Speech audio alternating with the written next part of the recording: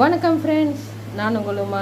அனைவருக்கும் வீக்கெண்ட் நல்வாழ்த்துக்கள். இன்றைக்கி நம்ம ஒரு அட்டகாசமான ரெசிபி செய்ய போகிறோம். இது என்னென்னு பார்த்தீங்களா, ஸ்குவிட் மசாலா தான் செய்ய போகிறோம். ஸ்குவிட் பெப்பர் மசாலா, சரிங்களா. இது ரொம்ப நாளைக்கு அப்புறம் நான் கிட்டத்தட்ட ஒரு வருஷத்துக்கு அப்புறம் இந்த ஸ்குவிட் வாங்கியிருக்கு. இன்றைக்கி இது அட்டகாசமான முறையில் செய்யலாம் வாங்க. இது ஒரு உடம்புக்கு ரொம்ப ரொம்ப நல்லது. அதாவது நம்ம ஒரு ஆன்டிபயோட்டிக் எடுத்தால் எந்த அளவுக்கு நம்ம உடம்பு நல்லா இருக்குமோ, நோயெல்லாம் வராமல் தடுக்குமோ, அது எல்லாமே இந்த ஸ்குவிட் நமக்கு பண்ணி கொடுப்போம்.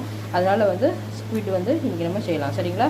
இது வெங்காயம், இது தக்காளி ஒரே ஒரு தக்காளி தான் எடுத்திருக்கேன். வெங்காயம் 5 வெங்காயம் எடுத்திருக்கேன், சரிங்களா. தக்காளி ஜஸ்ட் நம்ம போட்டோம் அப்படின்றதுக்காக, ஒரு ஃப்ளேவருக்காக தான். வெங்காயத்தோட ஃப்ளேவர் தான் டாமினேட் பண்ணணும். இது கொத்தமல்லி, இது கறிவேப்பிலை, இங்கே பாருங்க. இது ஜிஞ்சர் கார்லிக் பேஸ்ட் அரைச்சி வச்சுருக்கேன். இது நார்மல் சில்லி பவுடர், இது காஷ்மீரி சில்லி பவுடர், இது கொஞ்சமாக கரம் மசாலா, இது மஞ்சள், சரிங்களா. இது கடைசியாக நம்ம ஒரு பெப்பர் மசாலான்றதால பெப்பர் சேர்க்க போகிறோம். இது பெப்பர், இது ஜீரகம், இது கொஞ்சமாக சோம்பு. எதுக்காக சீ ஃபுட்டில் நம்ம சோம்பு சேர்க்குறோம் அப்படின்னு பார்த்தீங்கன்னா, இந்த ஸ்குவிட்டை பொறுத்த வரைக்கும் கொஞ்சம் நீச்சி ஸ்மெல்லு கூட இருக்கும். அதுக்காக தான் நான் சோம்பும் இந்த கரம் மசாலாவும் கொஞ்சமாக தான் ஆட் பண்ணுறேன், ரொம்ப ஆட் பண்ணல. அதுக்கு பதில் இஞ்சி பூண்டு பேஸ்ட்டு நிறைய ஆட் பண்ணுறேன், சரிங்களா.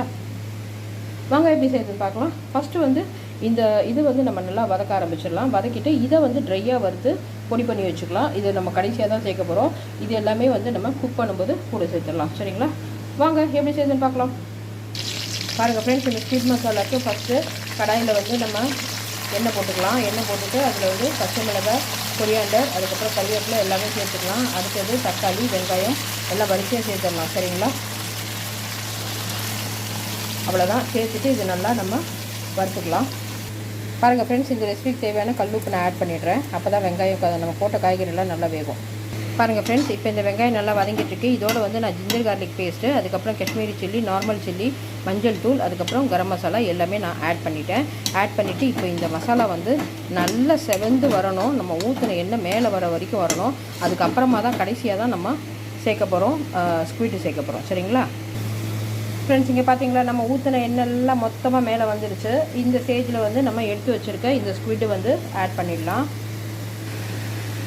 பாருங்கள் ஃப்ரெண்ட்ஸ், இப்போ ஸ்குவிட்டு சேர்த்தாச்சு. ஸ்குவிட்டு ரொம்ப நேரம் ஆகாது. இது ஒரு 10 நிமிஷத்துலேயே வெந்துடும். அதுக்கு மேலே வேக வச்சிங்கன்னா ரப்பர் மாதிரி ஆகிடும். அதனால் நான் இங்கே ஆல்ரெடி எடுத்து வச்சுருக்கேன். இது இப்போ இடித்து இந்த மசாலாவை இதில் சேர்த்துக்கலாம், சரிங்களா. சேர்த்துட்டு நல்லா கிளறி விட்டுடலாம். பாருங்கள் ஃப்ரெண்ட்ஸ், மசாலா எல்லாமே நான் இந்த மாதிரி கையில் இடித்து தான் போடுவேன். இப்படி இடித்து சேர்த்திங்கன்னா டேஸ்ட் நல்லாயிருக்கும், சரிங்களா. பாருங்கள் ஃப்ரெண்ட்ஸ், அட்டகாசமான ஸ்குவிட் மசாலா சூப்பராக தயாராகிட்டுருக்கு. நம்ம இப்போ இடித்து வச்சுருக்க அந்த பெப்பர் மசாலா சேர்த்துட்டோம். பெப்பரு, அதுக்கப்புறம் சீரகம், சோம்பு சேர்த்தாச்சு. இப்போ இது கிளறி விட்டுடலாம். பாருங்கள் ஃப்ரெண்ட்ஸ், அட்டகாசமான